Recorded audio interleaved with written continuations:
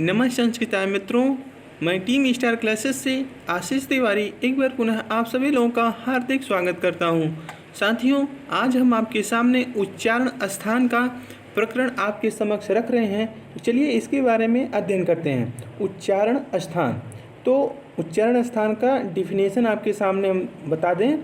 जिन वर्णों का उच्चारण करते समय हम अपने मुख के जिन विभिन्न स्थानों का प्रयोग करते हैं या उपयोग करते हैं, उन वर्णों का उच्चारण स्थान कहलाता है।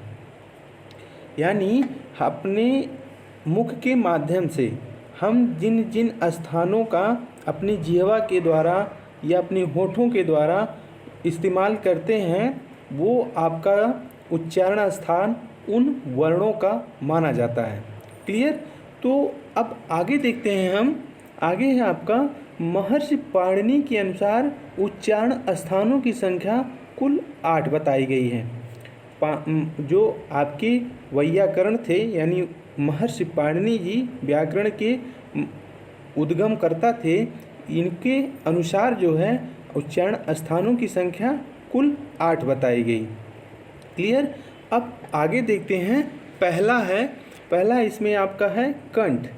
सूत्र इसका है अकुह विसर्जनीयानां कंठ। अकुह विसर्जनीयानां कंठ। और ट्रिक के माध्यम से इसको समझ लें, अकुह कंठ। अब सीधा सीधा आप जाने, अकुह विसर्जनीयानां कंठ, ये जो है सूत्र है कंठ के द्वारा उच्चरित होने वाले वर्ण। क्लियर? और ट्रिक के माध्यम में आप जान लीजिए अकुह हवि। अकुह हवि। क्लियर? यानी कहने का अर्थ ये है कि आ और उसके बाद कु का मतलब का वर्ग, फिर हा का मतलब आपका केवल ओनली ह, और वी का मतलब यहाँ पर विसर्ग। यानी अकुह विसर्जनीयानां कंठ, आ वर्ण, का वर्ग का पूरा 5 वर्ण, और आपका ह, और विसर्ग में आपका ये जो 2 बिंदी आप देखते हैं किसी शब्द के पीछे लगते हैं बाद में, वो आपके जो 2 बिंदु होते हैं, वो जो बिंदु हैं वो आपका विसर्ग के रूप में उनकी पहचान की जाती है। क्लियर? तो ये आपके कंठ से उच्चरित होने वाले वर्ण अ, का, ख, ग, घ, अंग और ह एवं विसर्ग, ये आपके टोटल कंठ से उच्चरित होते हैं। क्लियर? अब आगे है सेकंड डाउन पर आपका सूत्र है तालु।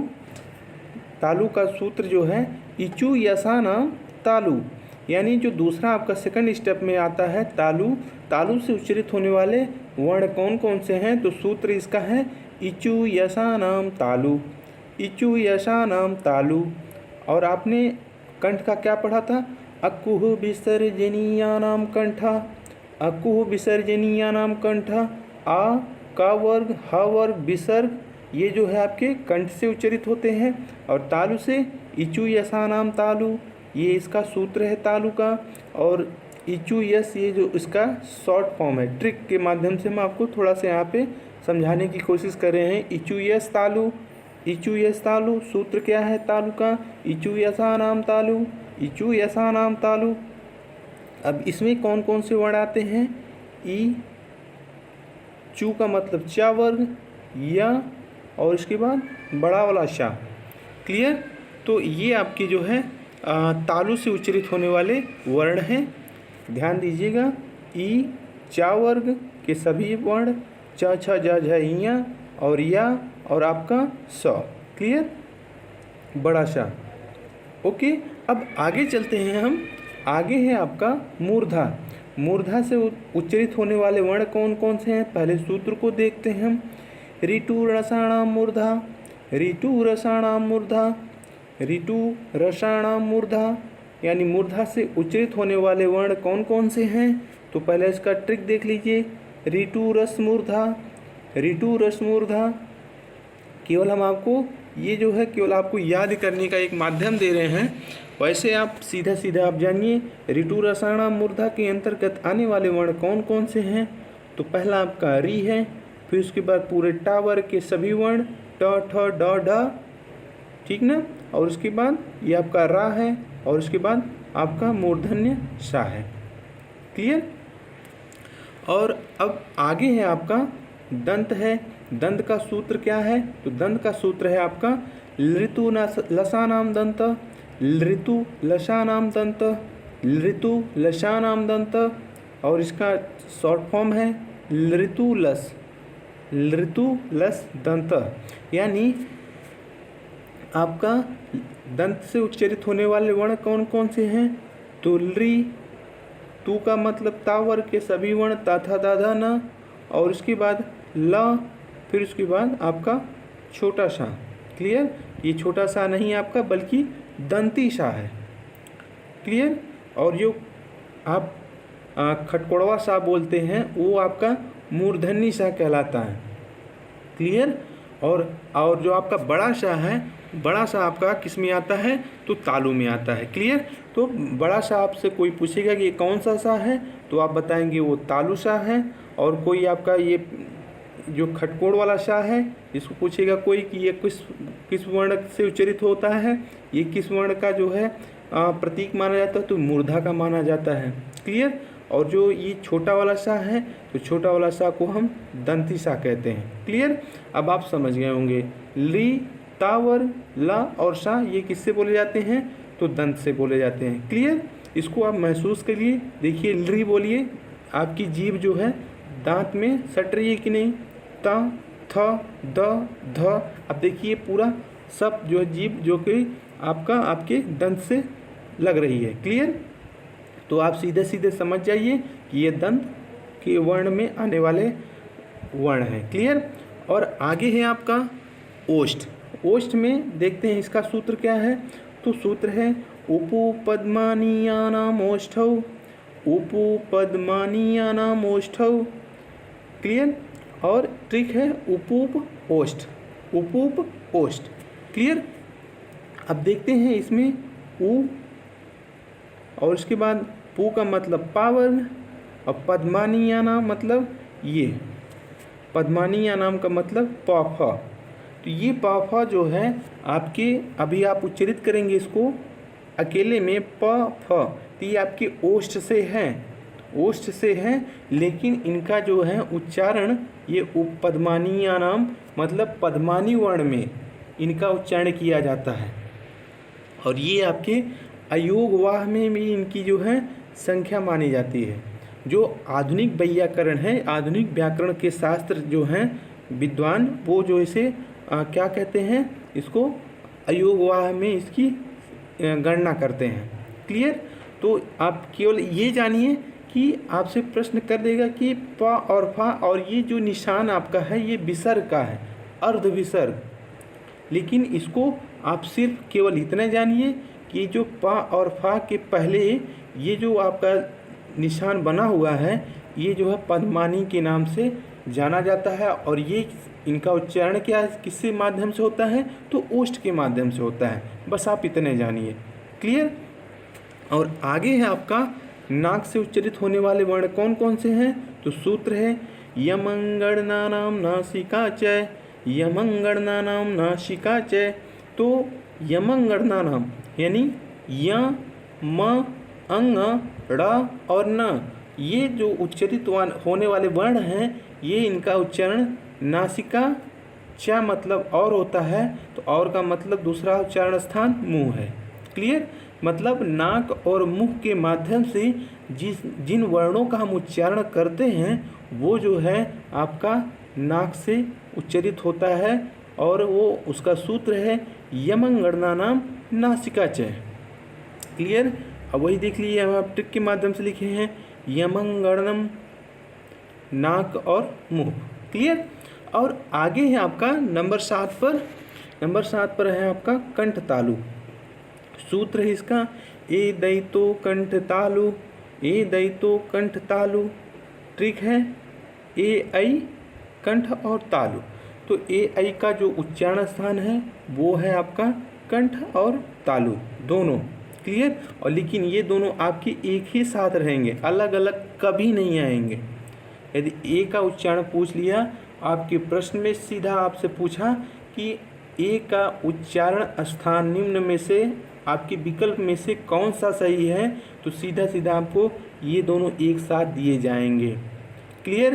तो कंठ तालु के माध्यम से उच्चारित होने वाला वर्ण कौन सा है, ए और आई। क्लियर। अब आपको आगे बता दें, ए दैतों का यदि हम खंड करते हैं तो एत और ऐत, ध्यान दीजिएगा, एत और ऐत, यानी ये हमने आगे ता लिखा है ना, ता, इसको हमने क्रॉस किया है। क्लियर। ध्यान देना आप, जो हमने इसको ता लिख कर हमने इसको क्रॉस कर दिए हैं, तो ये जो पहला ता है ये जो है ता वर्ग के बाद त थ द, यानी तीसरा वर्ण कौन सा है ता के बाद, तो दा है। तो आपका जो है ये तीसरे वर्ण में ना परिवर्तित होकर प्रथम वर्ण में इसको हम लेकर इसको हलंत कर देते हैं, ता को हम हलंत कर देते हैं, आधा मान लेते हैं, और इसके बाद जो है आपका दूसरा जो भाग बचता है वो ऐत का बचता है।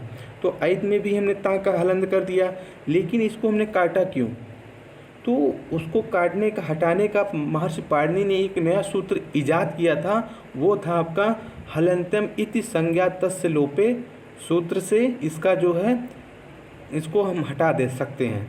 तो इसको हमने ता को क्रॉस कर दिया, ता को हटाया, तो क्या बचा आपका ए और आई।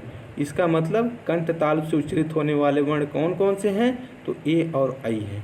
क्लियर। अब आगे देखते हैं 8वें नंबर पर, आपका 8वें नंबर पे है ओ दौतो कंठौस्तम। ओ दौतो कंठौस्तम, यानी कंठ और होष्ठ से उच्चारित होने वाले वर्ण कौन कौन से हैं, तो ट्रिक में आप देखिए ओ और औ, यानी कंठ और ओष्ठ से उच्चारित होने वाले वर्ण कौन से हैं, तो ओ और औ हैं। क्लियर। अब देखिए यहाँ पर ओत और औत हमने देखिए यहाँ पर लिखा है, यानी ओ दौतों का जब संधि विच्छेद करेंगे तो पहला आपका खंड होगा ओत का और दूसरा खंड होगा आपका औत का। और वही देखिए यहाँ पे पाणिनि जी ने इनको हटाने के लिए एक नया सूत्र लागू किया था, वो था हलंतम इति संज्ञा तस्य लोपे, यानी हलंतम इति संज्ञा तस्य लोपे। ये सूत्र के माध्यम से ये जो हलंत वाले वर्ण होते हैं इनको हम हटा सकते हैं और आगे का वर्ण जो है हम इस्तेमाल कर सकते हैं। तो आगे का वर्ण क्या बचा आपका, पहले वाले खंड में ओ बचा और दूसरे वाले में औ बचा। तो ये इस तरह से आपका ओ दौतो कंठोष्टम, यानी कंठोष्ठ से उच्चारित होने वाले वर्ण कौन कौन से हैं, तो ओ और औ है। क्लियर। अब देखते हैं आगे। आगे है आपका 9वें नंबर पर, अब तक 8 हम आपने पढ़ा जो कि महर्षि पाणिनि के माध्यम से था। महर्षि पाणिनि ने केवल उच्चारण स्थानों की संख्या कितनी बताई थी, तो केवल 8 बताई थी, और 8 हमने उच्चारण स्थान आपके सामने रखा। अब देखते हैं 9वां। अब देखिए ये जो बाद के व्याकरण करता है उनके माध्यम से ये सब चीज़ें लिखी गई थी। तो अब देखते हैं इसके बारे में। 9वें नंबर पर है प्रागर्ध विसर्ग सदिशौ जिह्वामूलीयस्य जिह्वामूलम, यानी कहने का तात्पर्य ये है कि प्रागर्ध का हम जब संधि विच्छेद करते हैं तो प्राक, ध्यान दीजिएगा, देखिए हमने यहाँ पे प्राक लिखा है, यानी जो है ये गा जो है, गा को सीधा हमने ना लिखकर यदि हम का लिख देंगे तो वो सही माना जाएगा, क्योंकि वह उसी वर्ण का तीसरा वर्ण है। का के बाद आपका ख और गा, गा आपका तीसरे वर्ण का वर्ण है, इसलिए जो है ये जो आपका पहला वर्ण लिख दिया गया। क्लियर। और जब इसको हम एक साथ जोड़ेंगे, जिसे प्रागर्ध लिखा है हमने, इसको प्राक हलंत कर दीजिए और उसके बाद धन अर्ध, जब इसको हम मिलाएंगे आपस में तो ये जो है आपस में मिलके क्या हो जाएंगे, तो प्रागर्ध हो जाएंगे। मतलब प्राग का मतलब होता है पहले और उसके बाद अर्ध का मतलब होता है आधा। क्लियर। अब देखते हैं इसमें देखिए ये जो निशान है ये विसर्ग के रूप से पहचाना जाता है। तो हमने यहाँ पे लिखा है प्रागर्ध विसर्ग, यानी प्राक और अर्ध, यानी पहले आधा उसके बाद विसर्ग, यानी ये जो विसर्ग है ये विसर्ग का प्रतीक है, ध्यान दीजिएगा आप। प्रागर्ध विसर्ग सदृशौ जिह्वा मूलीयस्य जिह्वा मूलम। क्लियर। तो ये महर्षि पाणिनि जी इनको जो है अयोगवाह में मान लिया, और इनका उल्लेख आपको बता दें, इनका उल्लेख आप ज़्यादा करके ऋग्वेद और जो आपके वेद पुराण हैं उनमें इनका उल्लेख ज़्यादा मिलता है। आधुनिक किताबों में इनका उल्लेख कहीं नहीं पाएंगे आप, इनको हटा दिया गया। या आपके घर में रामायण की कोई पुरानी पुस्तक होगी, बहुत पुरानी पुस्तक होगी आपके दादाजी के समय का, तो उसमें जो है कहीं कहीं पर किसी किसी पन्ने में जो है इसका उल्लेख आपका कहीं कहीं दिया होगा, यदि आपके पास पुरानी रामायण की पुस्तक होगी तो। नहीं तो अब इन पुस्तकों से भी इसका नामो निशान हटा दिया गया है। तो ये जो है आपके अयोगवाह में आते हैं। आप जानते रहिए, जब का लिखेगा ओनली, जब इसका उच्चारण स्थान पूछेगा तो आपका अकु विसर्जनीय नाम कंठ। क्लियर। यानी आ और उसके बाद का वर्ग के सभी, तो ये आपके कंठ में आ जाएंगे। क्लियर। लेकिन अब आपसे यहाँ पे जब विसर्ग लगा के पूछेगा तो ये आपका किस में आ जाएगा, तो ये आपका जिह्वा मूल के अंतर्गत आएगा। लेकिन यदि आपसे प्रश्न दूसरी तरह से पूछता है कि ये जो है जिह्वा मूल के जो वर्ण हैं इनका जो है हम किस में इस्तेमाल करते हैं, तो अयोगवाह में इनका इस्तेमाल किया जाता है। क्लियर। लेकिन जब आपसे ओनली ऑन केवल प्रश्न पूछ ले कि ये जो विसर्ग के बाद जो हमने का लिखा है ये जो है किसके अंतर्गत आएगा, तो ये जिह्वा मूल के अंतर्गत आएगा। लेकिन जब इनको प्रश्न में अलग से पूछेगा कि अयोगवाह में आने वाले वर्ण कौन कौन से हैं, तो आपका ऑप्शन में बना देगा ये, ठीक ना। ये विसर्ग के बाद आधा का, माफ़ कीजिएगा, विसर्ग के बाद क और विसर्ग के बाद ख ये दे देगा, तो आपकी ये अयोगवाह डायरेक्टली मान लिए जाएंगे। और जब अयोगवाह ना दिया जाए तो आपकी जिह्वा मूल हो जाएंगे। क्लियर। अब इसकी डिफिनेशन को देख लें हम।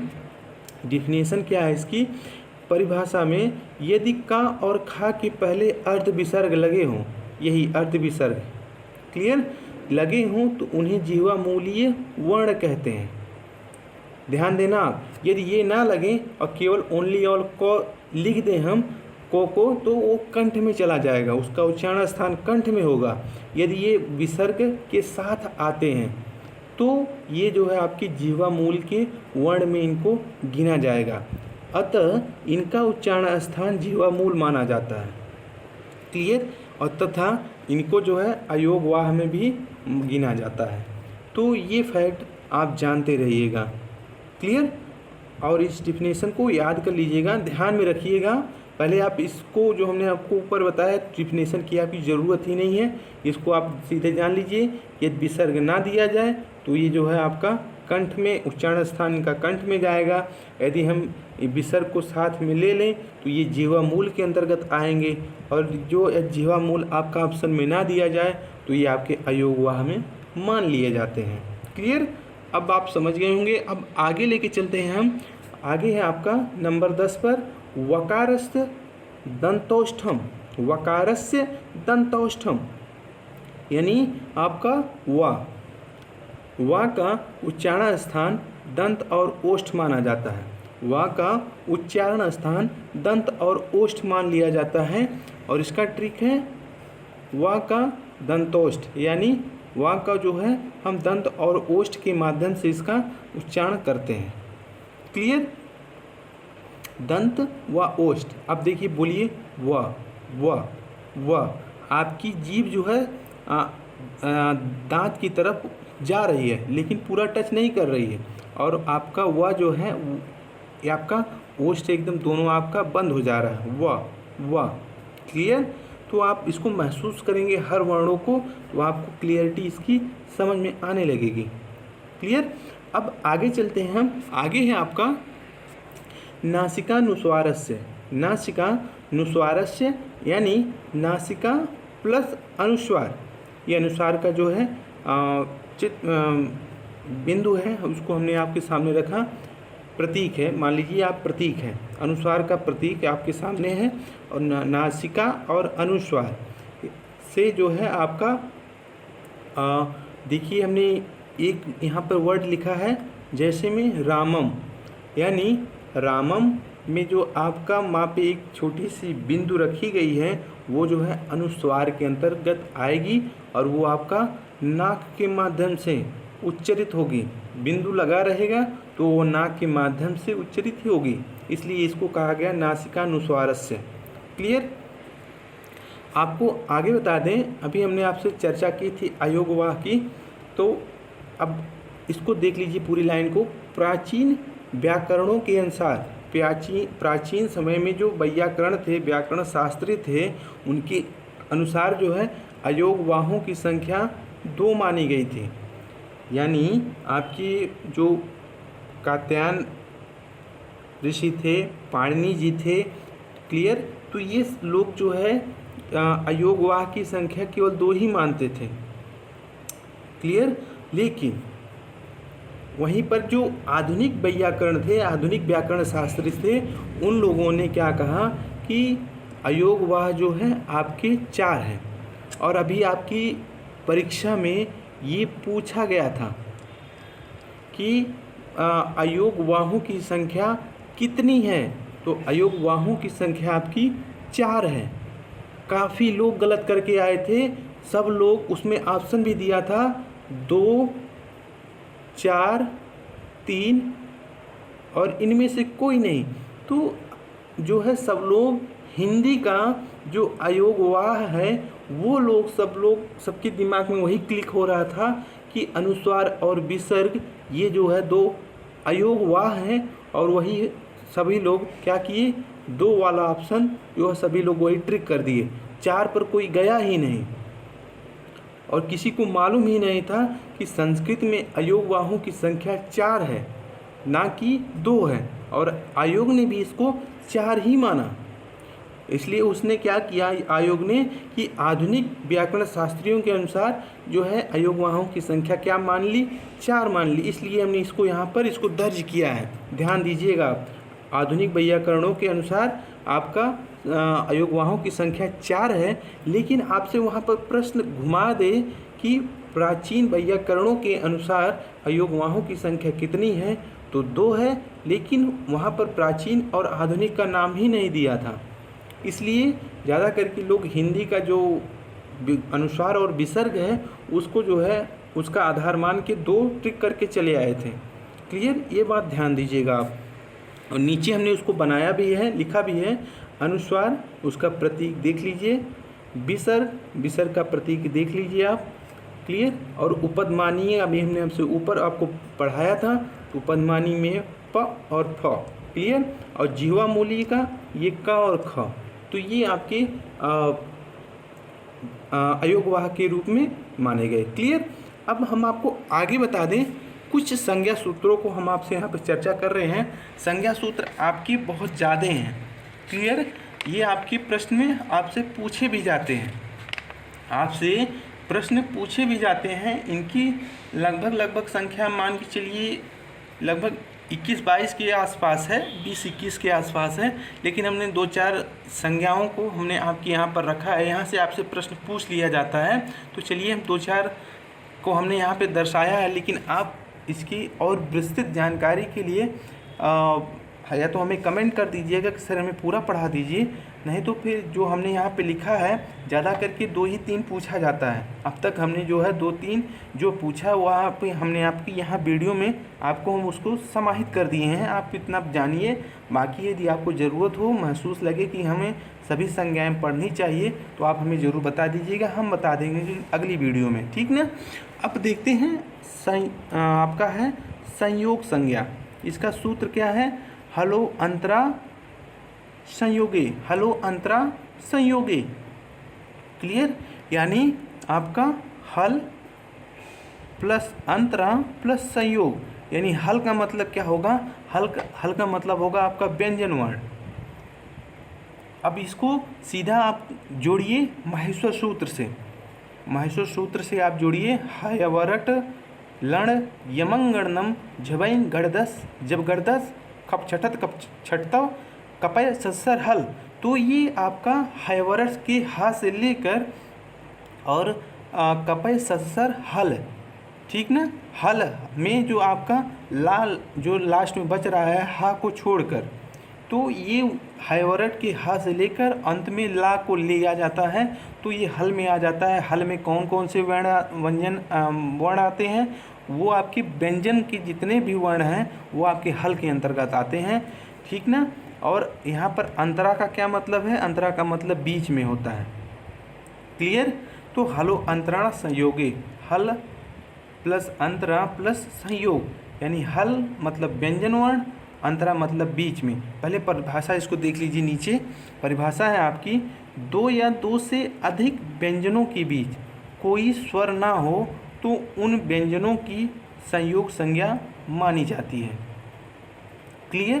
तो संयोग संज्ञा मान ली जाती है। अभी यहाँ पे आपने पढ़ा कि हलो अंतरा संयोगी, यानी इसका कहने का तात्पर्य ये है कि दो या दो से अधिक व्यंजनों के बीच कोई स्वर ना हो, कोई स्वर ना हो तो उन व्यंजनों की संयोग संज्ञा मान ली जाती है। और आपके उदाहरण स्वरूप देखिए, पहला आपका है ज्योत्सना।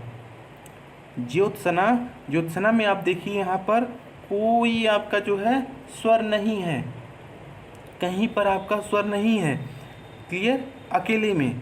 तो आपका जा आधा है, यो पूरा है, फिर उसके बाद ता आधा है, सा पूरा है और ना आपका है। तो यहाँ पर आपका स्वर अभाव है, स्वर अभाव है, यहाँ पर कोई स्वर बीच में नहीं है।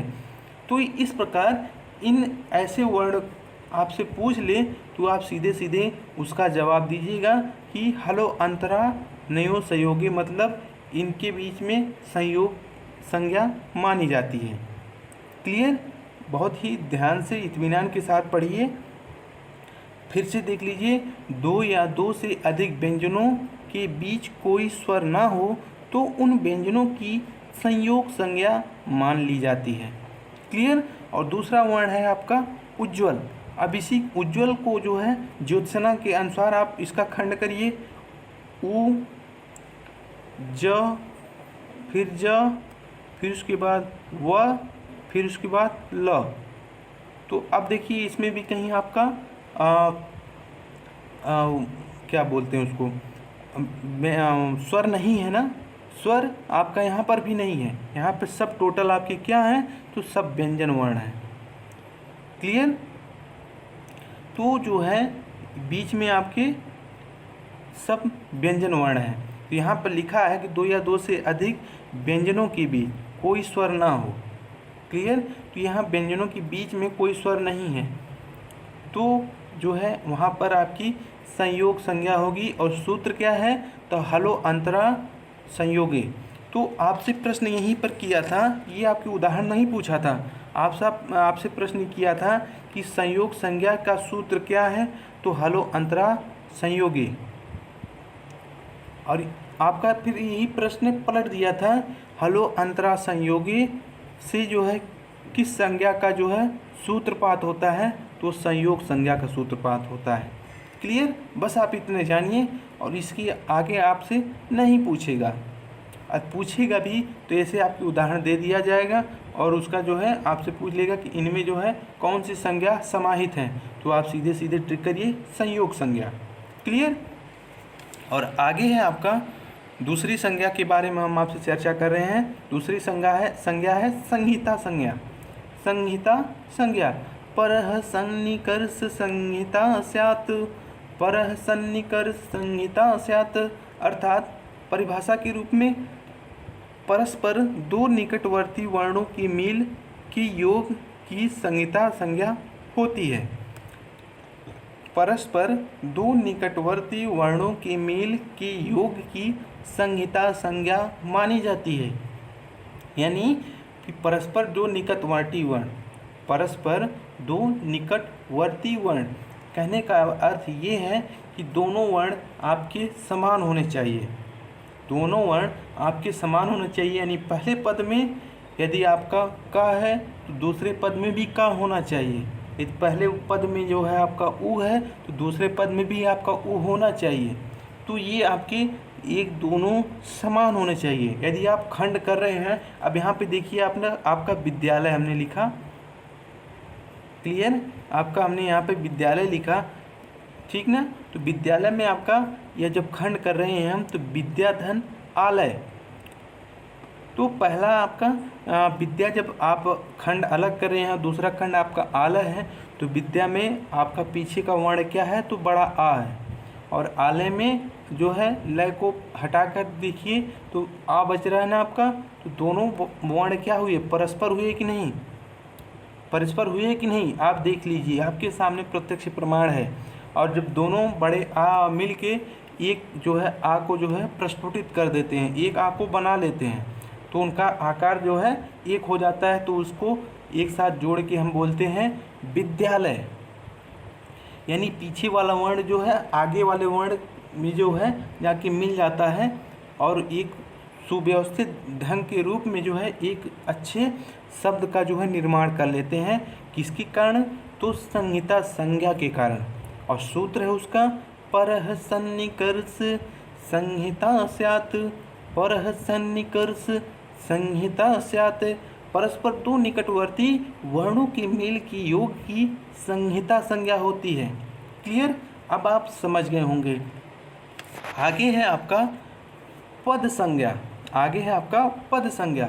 इसका सूत्र है सुप्तिदंतम पदम, सुप्तिदंतम पदम, यानी सुप तिंग प्लस अंत, ठीक ना, मतलब अंत का भाग। तो यहाँ पर जो सुप्तिदंतम पदम है, यानी इसको हम जब खंड करेंगे, संधि विच्छेद करेंगे, तो पहले इसका होगा सुप और दूसरा पद होगा तिंग। पहले का पद होगा आपका सुप, दूसरा होगा तिंग। अब यहाँ पे देखिए सुप्त लिखा है ना, तो सुप निकाल लिए और उसके बाद ये तो ती बच रहा है, इसमें ती में आपका जो पा है वो एक हम अलग खंड में कर लिए और दूसरा हम आपको अलग खंड में कर लिए, तिंग में मान लिए। और तिंग के बाद जो है अंतम, यहाँ पे अंतम हमने लास्ट में किया। तो इससे क्या, वो आपसे कोई लेना देना नहीं है, आपसे सिर्फ ये जानिए कि सुप्तिदंतम पदम में कौन सी संज्ञा होती है, तो पद संज्ञा होती है। कौन सी संज्ञा होती है, तो पद संज्ञा होती है। और सुप्तिदंतम पदम में आपके दो पद निकलते हैं, पहला आपका है सुप और दूसरा होता है तिंग। क्लियर। तो सुप प्रत्यय आपके शब्द रूपों में चलते हैं और तिंग प्रत्यय जो आपके धातु रूपों में चलते हैं। क्लियर। और आपको आगे बता दें कि शब्द रूप और धातु रूप, अब इसको देख लीजिए आप। शब्द रूप में आपके परस्मयी पद और आत्मनेय पद, परस्मयी पद और आत्मनेय पद, ये जो दो पद हैं आपके, परस्मयी पद और आत्मनेय पद। तो परस्मयी पद में आप पढ़े होंगे पठति पठतः पठन्ति, पठसि पठतः पठत, पठामि पठावः पठाम। तो ये आपके क्या हो गए, ये आपके परस्मयी पद के हो गए। और वहीं पर आत्मनेय पद में आपको बता दें कि वाच्य परिवर्तन में इसका इस्तेमाल ज़्यादा किया जाता है।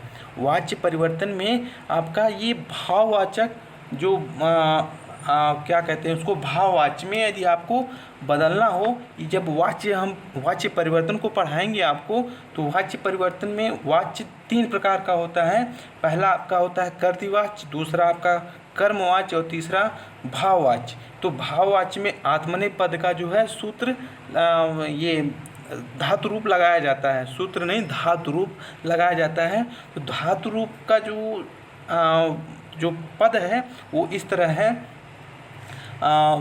पठ्यते पठ्येते पठ्यन्ते, पठ्यसे पठ्येते पठते अद्वे और पठते पठ्यावहे पठ्यामहे। तो ये आपका जो आत्मनेय पद हो गया। और परस्मय पद में आप सब लोगों के ज़ुबान पर होगा, यदि नहीं है तो फिर से हम आपको बता दें। परस्मय पद में आपने पढ़ा होगा पठ धातु का लट लकार में हम आपको तीनों वचनों में आपको बता रहे हैं और तीनों पुरुषों में, पठति पठतः पठन्ति, पठसि पठतः पठत, पठामि पठावः पठामः। तो ये आपके सब धातु रूप के अंतर्गत परस्मयी पद और आत्मनेय पद। तो ये दो पद जो है आपके धातु रूप में जो है इस्तेमाल किए जाते हैं। क्लियर। और आगे है आपका शुभ प्रत्यय। अभी आपने देखा सुप प्रत्यय और तिंग प्रत्यय। अब सुप प्रत्यय के अंतर्गत क्या हम जाने इसके बारे में देखते हैं। इन प्रत्ययों का प्रयोग शब्द रूपों में किया जाता है। अभी हम आपसे ऊपर बताएं कि सुप का प्रयोग शब्द रूप में किया जाता है, तिंग का धातु रूप में किया जाता है। और धातु रूप में आपका दो पद होते हैं, पहला है परस्मयी पद और आत्मनेय पद। परस्मयी पद में आपसे बताया कि जो आप सामान्य क्रियाओं में संस्कृत में जो आप धातु रूप लगाते हैं, क्लियर, क्रिया, वो जो है परस्मयी पद का लगता है। ध्यान से समझिएगा, परस्मयी पद का लगता है और वो आपका है पठति पठतः पठन्ति, जाने के रूप में गच्छति गच्छतः गच्छन्ति, गच्छसि गच्छतः गच्छत, गच्छामि गच्छाव गच्छाम। और वहीं आत्मनेय पद का यदि आपको लगाना रहेगा तो वो जो है वाच्य में आपका भाववाच्य में आपका जो है आत्मनेय पद का जो है ये वर्ड जो है लगाया जाता है। और आत्मनेय पद का जो शब्द रूप होता है, जैसे आपका अभी हमने आपसे बताया गम्यते गम्येते गम्यन्ते, और वहीं पर आपका परस्मयी पद में क्या लगता है, तो गच्छति गच्छतः गच्छन्ति, गम धातु में जाने के योग में आपका गच्छति गच्छतः गच्छन्ति का आप प्रयोग करते हैं। लेकिन वहीं आत्मनेय पद में आप क्या करेंगे, तो आत्मनेय पद में आप गम्यते गम्येते गम्यन्ते, गम्यसे गम्यथे गम्यध्वे, गम्ये गम्यावहे और गम्यामहे, तो ये आपका आत्मनेय पद में इस्तेमाल किया जाता है। वैसे इसका इस्तेमाल बहुत कम होता है सभी जगह, लेकिन केवल इसका इस्तेमाल वाच्य में भाववाच्य में किया जाता है, वाच्य परिवर्तन में भाववाच्य में किया जाता है आत्मनेय पद का। तो इसका आगे हम देखते हैं, आगे क्या है, सुप प्रत्यय में इन प्रत्ययों का प्रयोग शब्द रूपों में किया जाता है एवं इनकी संख्या 21 होती है। अब आपके मन में ये बात खटक रही होगी, सर हमने गुरुजी ने हमको धातु रूप बताया लेकिन अभी शब्द रूपों को नहीं बताया, मतलब सुप प्रत्यय में जो आपके शब्द रूप हैं, शब्द रूप आपको नहीं मालूम है, तो चलिए हम बताते हैं। शब्द रूप में आपसे पूछेगा कि बालक का जो है शब्द रूप हमें सुनाइए। आपके टीचर जब आप छोटी कक्षाओं में पढ़ते रहे होंगे तो टीचर आपसे बोलता था कि आप शब्द रूप हमें सुनाइए, किसका शब्द रूप आपको मालूम है। यदि आपको होमवर्क में दे दिया कि आप बालक का शब्द रूप याद करके आइए, तो वहाँ बालक का शब्द रूप आपको बोलता है याद करने के लिए, ना कि धातु रूप। यदि आपसे धातु रूप बोलता तो आपको बोलता कि परस्मयी पद का जो है गम धातु का आप याद करके आइए, तो आप गच्छति गच्छतः गच्छन्ति सुनाते हैं। आप ध्यान से इसको सुनिएगा और इसको अपनी बुक के माध्यम से इसको पूर्णतः आप अपनी जानकारी को मजबूत बनाइएगा। नहीं समझ में आएगा तो आप हमें कांटेक्ट करिएगा, क्लियर, टीम स्टार क्लासेस के ग्रुप में हम आपको फिर से इसके बारे में पूरा आपको विस्तृत वर्णन हम देंगे आपको, क्लियर। और या फिर कमेंट सेक्शन बॉक्स में आप हमें मैसेज कर दीजिएगा, क्लियर। तो ये सुप प्रत्यय की संख्या कितनी होती है, तो 21 होती है, क्लियर। और ये जो है आपके शब्द रूपों में सुप प्रत्यय का इस्तेमाल किया जाता है। और वो जो है आप पढ़े होंगे, बालक का रूप, फल का रूप, गाय का रूप, तो ये रूप जो होते हैं वो सुप प्रत्यय में इस्तेमाल किए जाते हैं। इनकी संख्या 21 होती है। तो जैसे आपका सुप प्रत्यय में हम बालक का रूप आपको सुनाएं, तो बालक का रूप आप जानते हैं, फिर भी हम कुछ लाइनों को हम आपके सामने रख रहे हैं। बालकः बालकौ बालका। यदि आप राम का जो है रूप जानना चाहें तो राम का हम बता दें, रामः रामम रामौ, ये आपका जो है आपकी सुप प्रत्यय में अंतर्गत आता है, ठीक ना। रामः रामौ रामा, रामम रामौ रामान, रामीन रामाभ्याम रामई, रामाय रामाभ्याम रामेभ्य, रामात् रामाभ्याम रामेभ्य, रामस्य रामयो रामाणाम, रामे रामयो रामेषु, हे राम हे रामौ हे रामा। तो ये आपके पूरे 8 चरण हैं, लेकिन आपके 7 चरण तक लिए जाते हैं और संबोधन का जो लाइन होती है उसको छोड़ दिया जाता है। यदि उसको भी हम ऐड करें तो 24 हो जाएगी। ध्यान दीजिएगा, केवल हम सप्तमी तक जो है, सप्तमी तक के जो पद हैं, शब्द हैं, उनको हम लेते हैं और वो टोटल संख्या उसकी कितनी हो जाएगी, तो 21 हो जाएगी। ठीक ना, यानी राम से लेकर और आप लास्ट का जो है आपका संबोधन का छोड़कर यानी सप्तमी तक, प्रथमा से लेकर सप्तमी तक जो भी आपके शब्द आते हैं शुभ प्रत्यय के अंतर्गत उनकी संख्या क्या मान ली जाती है, 21 मान ली जाती है। क्लियर। और आगे है आपका तिंग प्रत्यय। तिंग प्रत्यय के बारे में हमने आपसे चर्चा की, फिर से देख लीजिए। इन प्रत्ययों का प्रयोग धातु रूपों में किया जाता है। इनकी संख्या कितनी है, तो 18 है। क्लियर। और इनमें जो है आपको बता दें परस्मयी पद में और आत्मनेपद पद में कितनी है, तो 9 है। यानी कहने का अर्थ ये है कि आप जो है गम धातु में या पट धातु में तो आपने पढ़ा होगा, तो उसमें आपको बता दें कि गम धातु में आपसे पूछे तो गच्छति गच्छतः गच्छन्ति, गच्छसि गच्छतः गच्छत, गच्छामि गच्छावः गच्छामः, ये आपका लट लकार प्रथम पुरुष, मध्यम पुरुष, उत्तम पुरुष, एक वचन, द्विवचन और बहुवचन में हमने आपसे बताया। तो आपकी कुल 3 लाइनें हैं। प्रथम पुरुष में 3, गच्छति गच्छतः गच्छन्ति, मध्यम में आपके 3 और उत्तम में आपके 3, तो 3 3 3 यानी आपके 9 परस्मयी पद में और 9 जो है आत्मनेपद में। तो आत्मनेपद में हमने क्या आपसे बोला था, पठ्यते पठ्येते पठ्यन्ते, पठ्यसे पठ्येथे पठ्यद्वे, पठ्ये पठ्यावहे पठ्यामहे। तो ये आपके आत्मनेपद में आपके वाच्य में भाववाच्य में इनका परिवर्तन होता है। तो ये आपके सामने हमने आपसे चर्चा की। तो ये उच्चारण स्थान और ये प्रत्ययों की संख्या, ये सब आपके जो है आपके समक्ष हमने रखा। तो ये वीडियो आपको कैसा लगा, अपना विचार हमें ज़रूर दीजिएगा, और ताकि हम अगले भाग में बहुत ही सुंदर सा प्रकरण आपके समक्ष लेकर पुनः उपस्थित हों। और इस वीडियो को ज़्यादा से ज़्यादा अपना प्यार, लाइक और सब्सक्राइब जरूर करिएगा।